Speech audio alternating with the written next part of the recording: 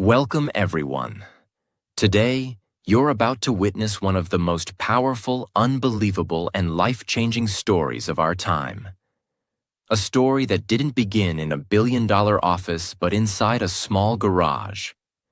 With two college students, no money, no experience, and a dream so big, even the world wasn't ready for it. This is not just the story of a company. This is the story of how two unknown students created something that transformed every second of your life. From how you search, how you learn, how you work, and even how you dream. Today, we can't imagine a day without typing something into Google. But have you ever wondered how it all began? Who were the minds behind it? How did they go from two students building a weird search engine to running one of the most powerful empires the world has ever seen?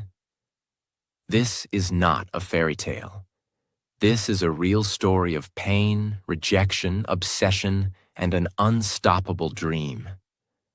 This story is filled with moments that will make you emotional. Moments that will make you want to fight for your own dreams harder than ever. And moments that will prove that you don't need to be born rich, popular, or lucky. You just need a crazy vision and relentless action. So sit back, take a deep breath, because what you're about to hear is not just a tech story, it's a human story. A story that proves impossible is nothing. This is the mind-blowing journey of Google. From a Stanford dorm room to a garage to controlling nearly every corner of the internet. And changing the way we live forever. Part 1. Two nerds, one dream. The birth of an idea. Before the word Google even existed.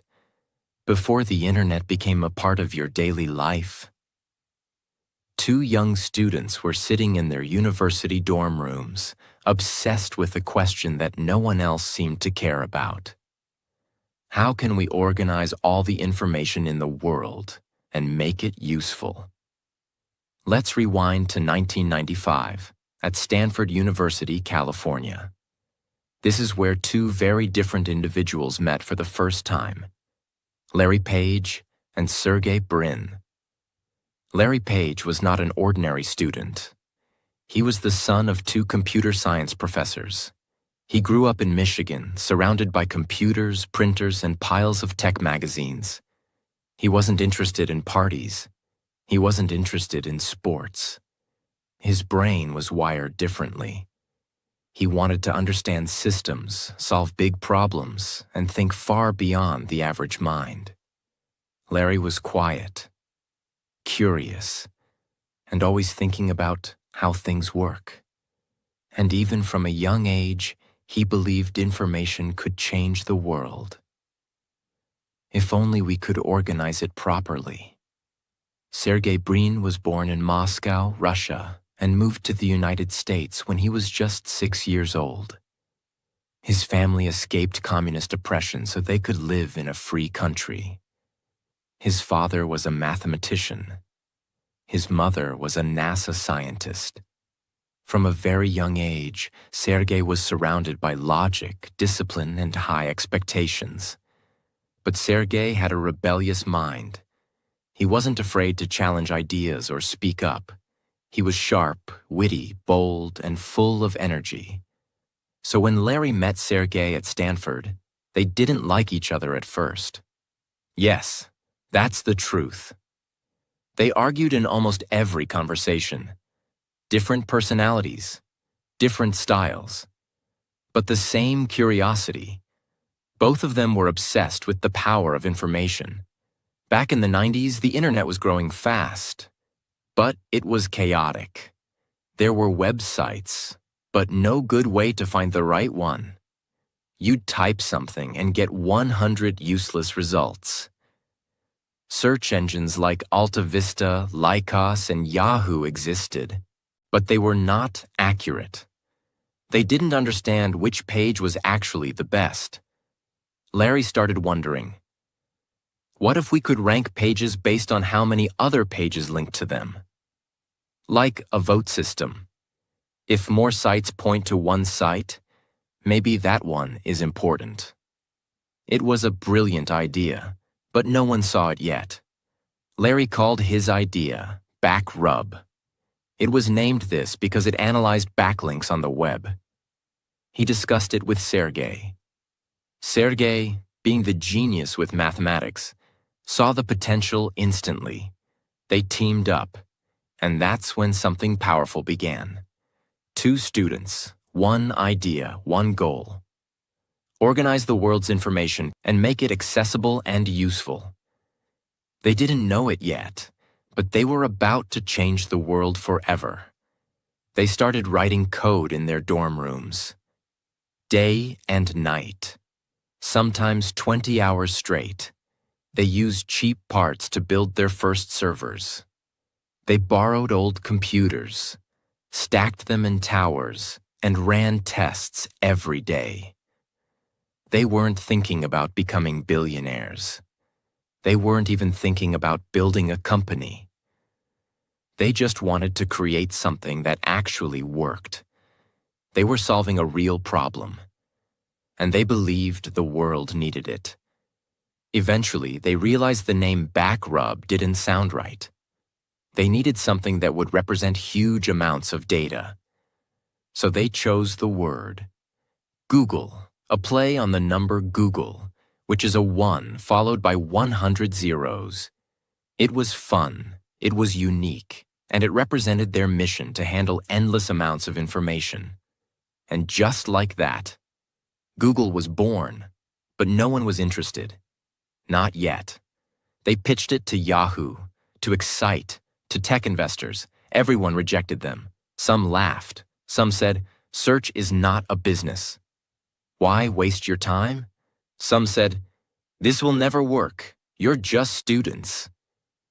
Larry and Sergey were crushed. But they didn't stop, because the fire inside them was bigger than the noise around them.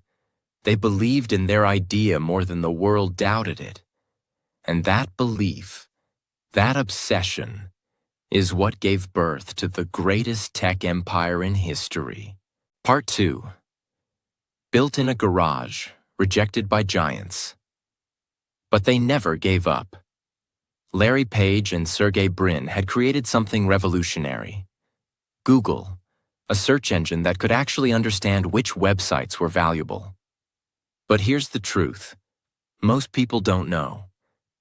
Having a great product is not enough. If no one believes in you, no one funds you, and no one gives you a chance, you are just a genius with an idea collecting dust. That's exactly what happened. They had a working product, but no money, no company, no office, no employees, and worse, they had no one who believed in them. So now began the real war. The war of convincing people to give them a shot. Larry and Sergey started doing everything they could to raise money. They pitched Google to Yahoo. Yahoo said, "We're not interested in search right now. People don't want to find things. They want to stay on our homepage longer." Translation: Yahoo wanted to distract users, not help them leave quickly by giving fast answers. They didn't understand that fast, clean search was the future. Rejected. Then they went to Excite, another popular company at that time. Excite's CEO looked at Google and admitted, "Yes, it's good. Yes, it's better than what we have. But still," he said no.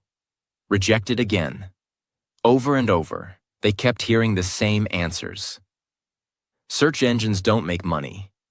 You can't build a business on that. You're just 2 students. What do you know about business? They weren't just rejected. They were ignored, disrespected, underestimated. Every door was closed. But they didn't stop. Because when the world slams the door on your face, you have 2 choices: cry and quit, or build your own door and walk through it. They chose the second one. In 1998, something unexpected happened. One man, Andy Bechtolsheim, the co-founder of Sun Microsystems, agreed to meet Larry and Sergey early in the morning. They showed him a demo of Google on the Stanford campus, outside, on a picnic table. He didn't ask for a fancy business plan. He didn't wait for perfection. He saw the demo and said just one thing. "I don't need to hear more. This is amazing. Here's a check for $100,000. That single check was the turning point. But here's the funny part. Google didn't even exist as a company yet. They had no business bank account, so they had to rush and register the company. And finally, on September 4th, 1998, they officially launched Google Inc. That check gave them the first push, but it was still just the beginning. Now they had to do the impossible. Build the future of the internet from a garage. They didn't have money for an office, so they rented a garage from their friend Susan Wojcicki in Menlo Park, California. Susan later became the CEO of YouTube. Yes, history was being made in that garage. Inside that small garage, with just a few desks, old furniture, and second-hand servers, they started working day and night. There were no fancy perks, no staff, no security, just obsession and determination. They brought in a few friends as early engineers. They didn't sleep much. They didn't party. They didn't take weekends off, because they weren't just building a company. They were building a mission to change how the world accesses knowledge. As Google started getting attention from tech lovers, more people began using it. The results were better, cleaner, faster, more useful than Yahoo, Lycos, or Ask Jeeves. People loved it. Investors noticed. In 1999, Google raised $25 million from top investors like Kleiner Perkins and Sequoia Capital. With this funding, they moved out of the garage and into a real office. They hired a team. They built faster servers. They kept improving the algorithm, constantly tweaking to make search faster, smarter, and more relevant. And while other tech companies were still trying to be web portals, Google focused on one thing only: search.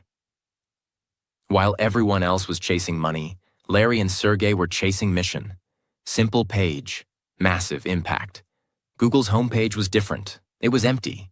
Just a search box. No flashing ads, no news, no distractions. Why? Because they believed one thing.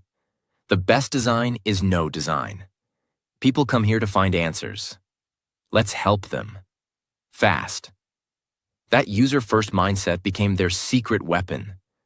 And soon, Google was exploding in popularity. By 2000, they were processing over 18 million searches per day. By 2001, that number jumped to over 100 million.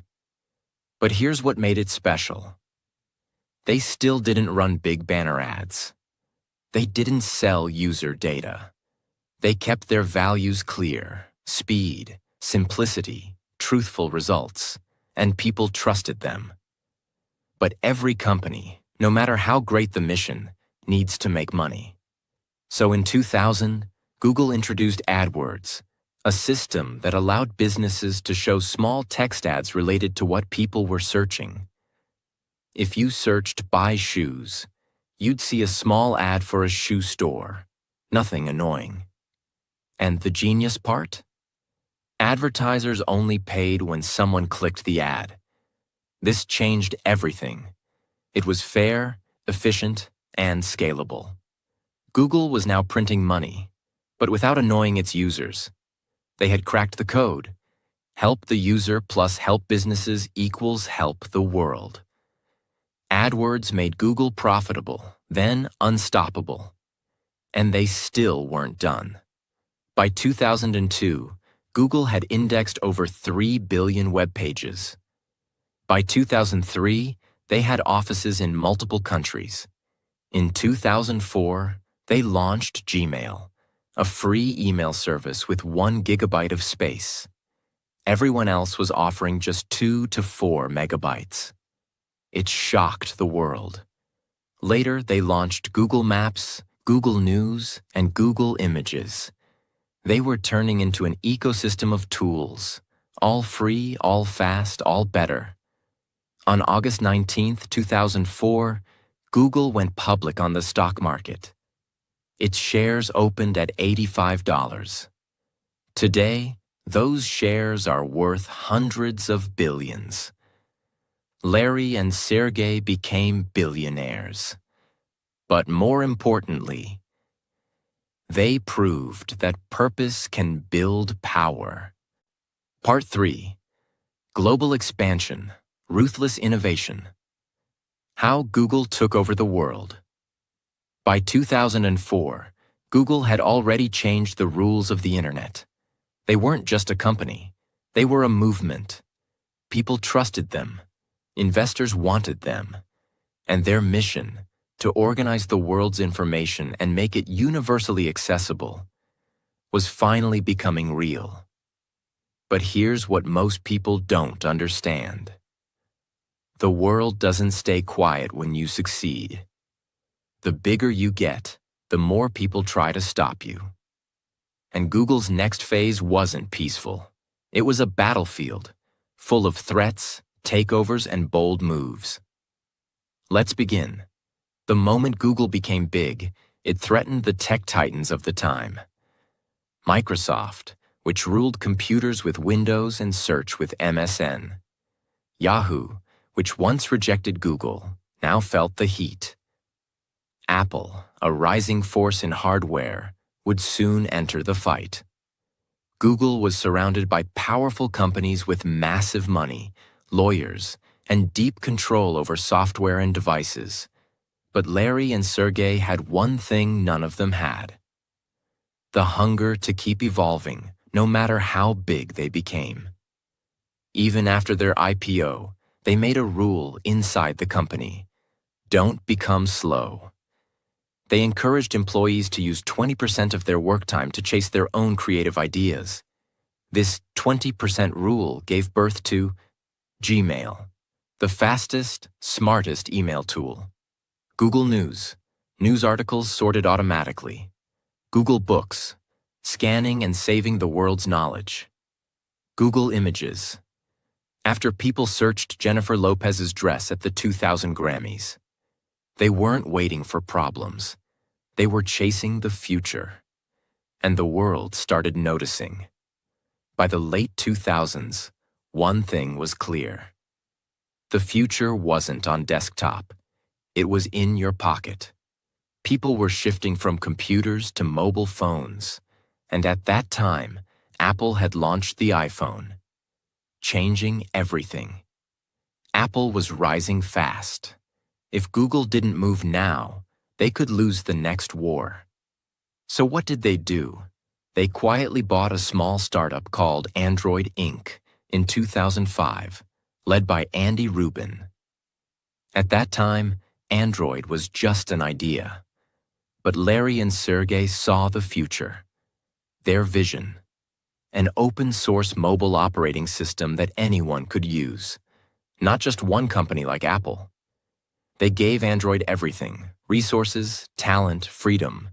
And in 2008, the first Android phone was released, the HTC Dream. It wasn't perfect, but it was free, flexible, and full of potential. Soon, Samsung, Motorola, LG, everyone joined Android. The war with Apple had begun. And over the next decade, Android would dominate over 80% of the world's smartphones. Let's rewind to 2006. Two friends, Steve Chen and Chad Hurley, had created a simple platform where users could upload videos. It was fun, casual, and new.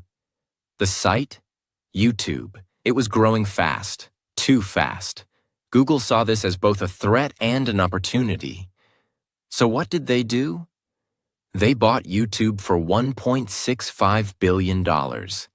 in less than 2 years after its creation. At the time, people thought Google was crazy, but they weren't. Today, YouTube is the second most visited website in the world, after Google itself. And it's not just entertainment, it's education, business, art, and global culture. Meanwhile, Google didn't stop building. They launched Google Maps, allowing you to explore the world in real time. Google Earth, giving you satellite views of any place on the planet. Google Translate, breaking language barriers. Google Drive, storing your documents in the cloud. Google Docs, replacing Microsoft Word for millions. Chrome, a lightning-fast browser that became #1 in the world. Every tool was faster, cleaner, smarter, free. They weren't just solving problems. They were reprogramming modern life. What about the money? While all these tools were free, Google was still making billions. How? Their main engine. AdWords, now rebranded as Google Ads. Every business wanted to be visible on Google, and Google gave them the power to target the right user at the right time. From small stores to giant corporations, everyone paid Google. And this advertising engine powered all their free tools. It was a perfect system. Help the user. Trust increases. Help the advertiser. Profits increase. Keep the mission pure. Grow forever. Most companies stop when they're successful. But Larry and Sergey built a secretive division called X, also known as the Moonshot Factory. Their goal? Solve the world's hardest problems using radical technologies. Projects from X include self-driving cars, Waymo, internet from high-altitude balloons, Loon, smart contact lenses for measuring glucose, Google Glass, augmented reality glasses. Some failed, some succeeded, but that wasn't the point. Google kept its soul as a search engine, but its brain as a lab. Success always brings responsibility, and Google had its share of criticisms, privacy concerns. Is Google watching us? Accusations of monopoly. Is Google too powerful? Fines from the EU? Billions for breaking antitrust laws. Censorship debates. What should be shown and what should be removed? Employee protests. Ethical concerns about working with governments and military projects. These weren't just technical problems. They were moral battles. And Google had to evolve not just as a company, but as a global citizen. To respond to growing pressure, in 2015, Google restructured itself. They created a new parent company, Alphabet Incorporated. Now Google was just one part of a bigger vision. Under Alphabet were Google, YouTube, Android, Waymo, DeepMind, AI Lab, Calico, Life Extension Research, Verily, Healthcare. Alphabet gave them flexibility, focus, and future readiness. AI, the next revolution. In the last decade, Google made another bold move. Bet everything on artificial intelligence. They acquired DeepMind, one of the world's most advanced AI companies. They launched tools like Google Assistant, Google Lens, BERT, and Gemini, AI language models. Google Translate's neural engine, AI-powered search that understands your intent, not just keywords. Google was no longer just organizing information. Now it was trying to understand it, predict it, and help you think better. Let's pause here. How did this happen? How did two students build an empire that now touches every phone, every email, every map, every search, every language, every video, every document, every digital moment? It wasn't luck. It wasn't magic. It was a combination of vision, not short-term money, but long-term impact.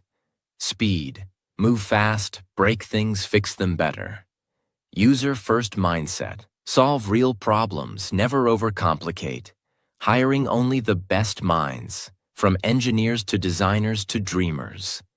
Continuous risk-taking, never settling, always experimenting. Staying obsessed with learning. Every failure was a data point. Culture of innovation. Even interns could build billion-dollar ideas.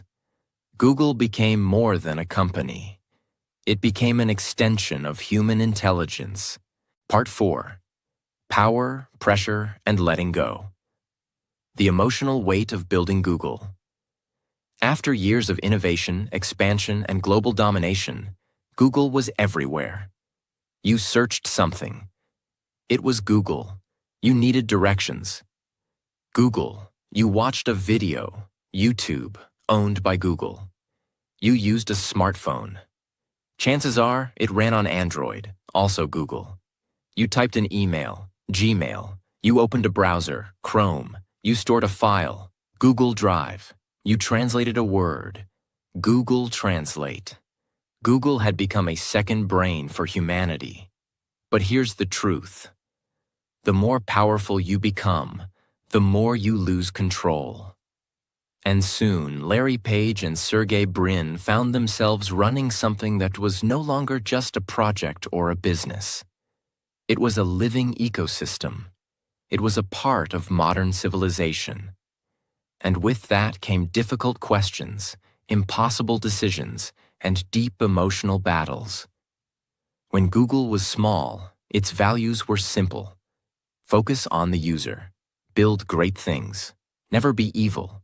But as it grew, those values were tested again and again. Here are some of the challenges: censorship and free speech. Should Google show results that include hate speech? Should it hide illegal content? What about politically sensitive topics in certain countries?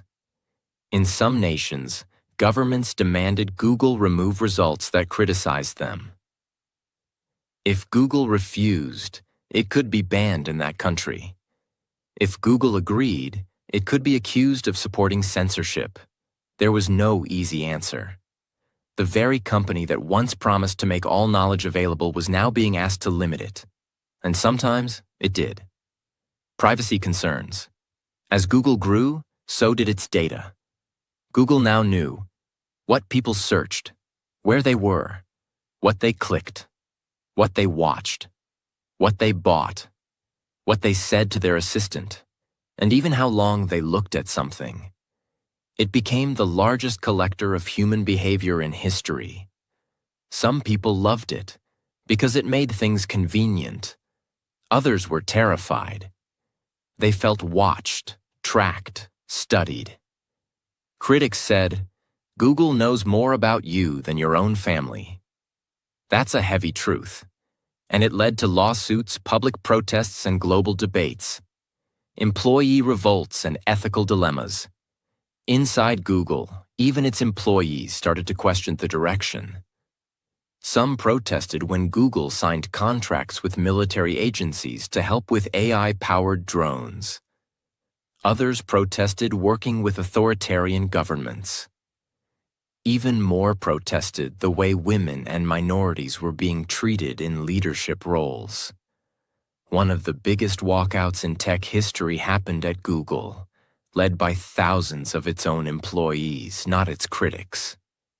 The company that was once a symbol of freedom and brilliance was now under the microscope, even from within. Now let's talk about the founders.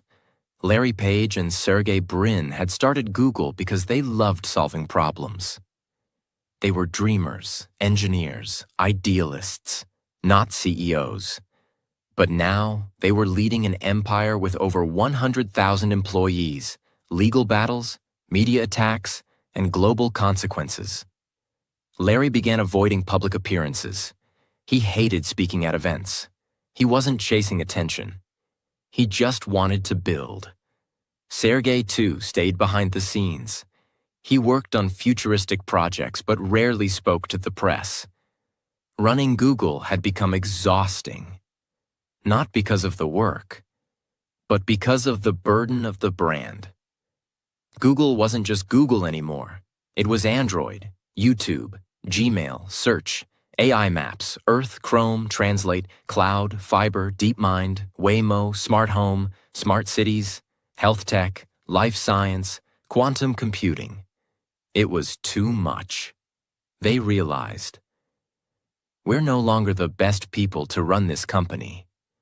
It was one of the hardest, most emotional decisions of their lives. They had built the most powerful technology company on Earth. But now, they had to let it go.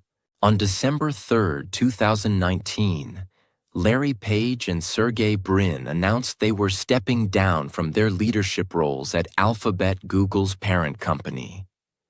They wrote a public letter that said, "We've never been ones to hold on to management roles when we think there's a better way to run the company. And Alphabet and Google no longer need two CEOs and a president." They handed control over to Sundar Pichai, the CEO of Google, a humble, brilliant Indian-born engineer who had risen through the ranks with honesty, vision, and kindness. Larry and Sergey didn't vanish. They still held board seats. They still had voting power. They were still there in the shadows. But the company now belonged to the next generation. It was emotional. It was quiet. And it was necessary. Because sometimes the greatest power is knowing when to step away. What does Google mean today? Today, Google is not just a website. It's a global research lab, a media company, a hardware maker, a phone system, a cloud platform, an advertising engine, an AI leader, a data collector, a culture shaper, and a tool that billions depend on every single day. It's both loved and feared, trusted and questioned, admired and criticized. But here's what no one can deny. Google changed the way humans interact with knowledge, forever. It made information free, fast, and powerful. It connected the world. It gave small businesses a chance. It gave learners access to answers. It gave creators a platform. It gave dreamers the tools to build. It empowered the entire digital revolution. Let's pause here and be honest. This is not just a story about a tech company.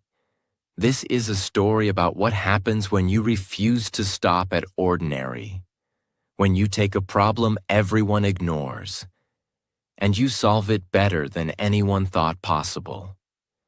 When you chase your obsession, even when the world laughs. When you keep your values in focus, even as the world tempts you with shortcuts. When you build for others, not just for money. Larry and Sergey didn't start with millions. They started with questions. They didn't chase fame. They chased truth. And even when they became billionaires, they still wanted to invent, explore, and evolve, not just manage. The world needs dreamers like that. Part 5. Legacy, Impact, and the Truth Behind Google's Global Power. As Larry Page and Sergey Brin stepped back from their leadership roles, a new era had begun. Google was no longer a startup or even a corporation.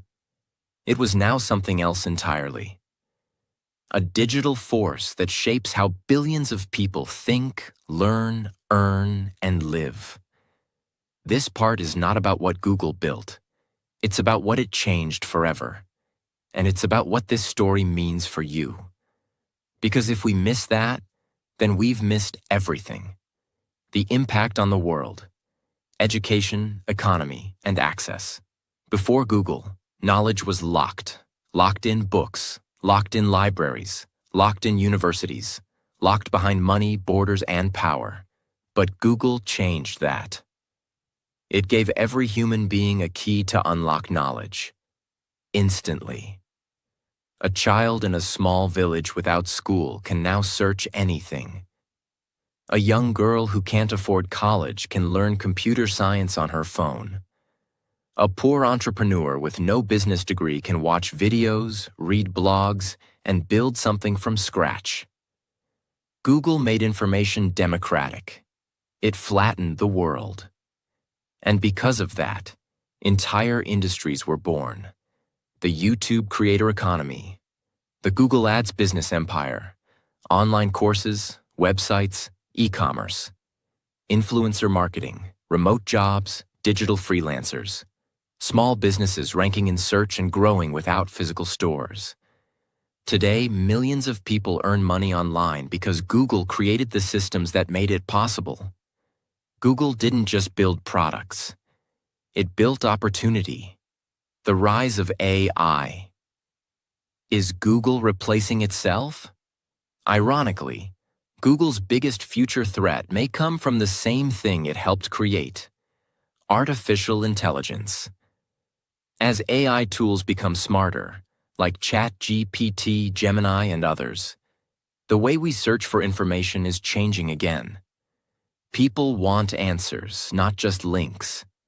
And Google knows this, so Google is now transforming itself. Again, with its AI models like Gemini, Bard, and others, Google is moving toward conversational, predictive, human-like intelligence. They are not just trying to help you search. They are trying to understand you before you even ask. That's the next evolution. But it comes with deep responsibility. Because when a machine knows what you need, it can guide your thoughts, shape your decisions, and influence your beliefs. Google is walking on the edge of a new kind of power. The power to shape minds. And how they handle that power will define the next century. The real cost of building something this big. Behind every great company is a cost most people don't see. Yes, Google brought knowledge to the world. Yes, it made billions of lives better. But it also ended thousands of small newspapers, disrupted industries that couldn't keep up, raised questions about surveillance, privacy, and data ownership, forced societies to ask, what happens when one company becomes a digital god? The founders didn't plan for this. They just wanted to build something useful. But now the world they helped create is far bigger, more complicated, and more fragile than anyone imagined. And this is where we come to you. What this story teaches you, even if you never work in tech. This isn't just a story about Larry Page or Sergey Brin. It's a mirror for anyone who dreams of building something, of doing something impossible, of creating meaning in a world full of noise. Here are the truths this story teaches. You don't need permission to build something great. Larry and Sergey were students. No experience, no money, but they had a problem, a passion, and a plan. That's enough to start. Every no can lead to the biggest yes of your life. Yahoo rejected them. Excite rejected them. Investors laughed, but they kept building. Because the world doesn't believe until you make it undeniable. Focus on the problem, not on the prize. They weren't chasing money. They were obsessed with making search better. When you solve real problems, the world will come to you. Grow fast, but stay honest. Even as they expanded, Google kept asking, what's best for the user? That one question made them different. Build for everyone, not just for yourself. From the beginning, Google's tools were free, accessible, open, global. That generosity built a foundation of trust. And that trust is why Google didn't just become big, it became loved. Let's talk numbers, just to understand the scale. As of now, Alphabet Inc., Google's parent company, is worth over $2.3 trillion.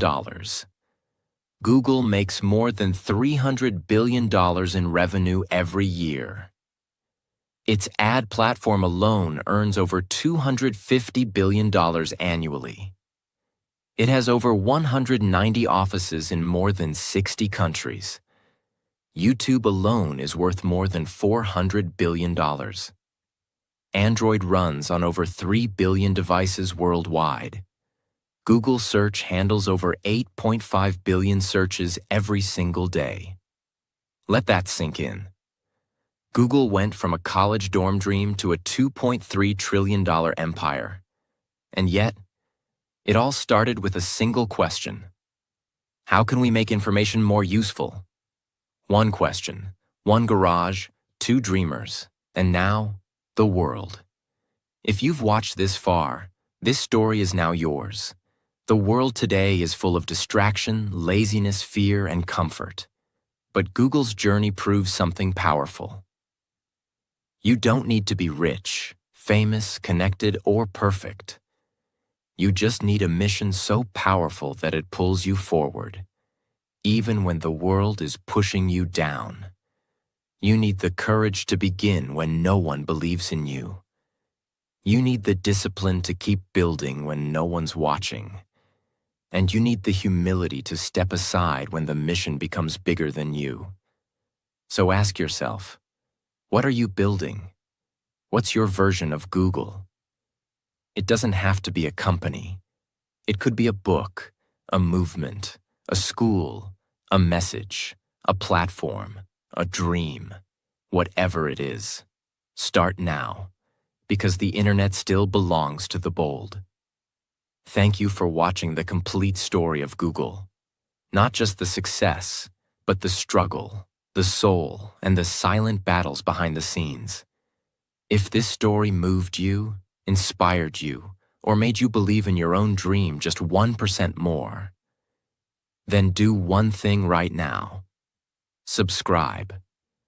Because this channel is where real stories come alive. Stories that don't just inform you, but transform you. Until next time, keep learning, keep building, and never stop dreaming. May God bless your journey, and may your idea change the world.